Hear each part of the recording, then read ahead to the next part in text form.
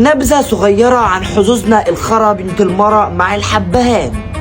واد يا خالد عملت لك شوية رز انما ايه بسخيو. ماشي يا امي بس اوعي يكون في حبهان.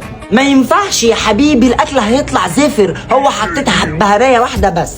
ماشي يا ستي اكيد مش هتسيبي الحلة كلها يعني وتطلع لي في الطبق بتاعي. مستنياك يا روحي بشوق كل ليلة والشاق. يلا يا حبيبي خد الرز خلص، دوق وقول لي رأيك. هاتي. متأكدة انك مش حاطة غير واحدة حبهان بس؟ يا جايالك يا غبي. والله والطبق بتاعك بصيت فيه ما لقيتهاش، خلاص ما تقلقش. بسم الله الرحمن الرحيم. لا تصدق حلو وما فيهوش حبهان. السلام عليكم، ازيك يا حبيبي، عامل ايه، اخبارك، وحشني ورب تكون.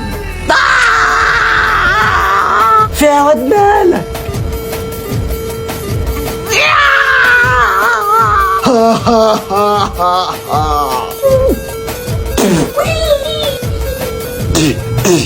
دفتها يا ستي. خلاص يا بابا، خلاص يا حبيبي.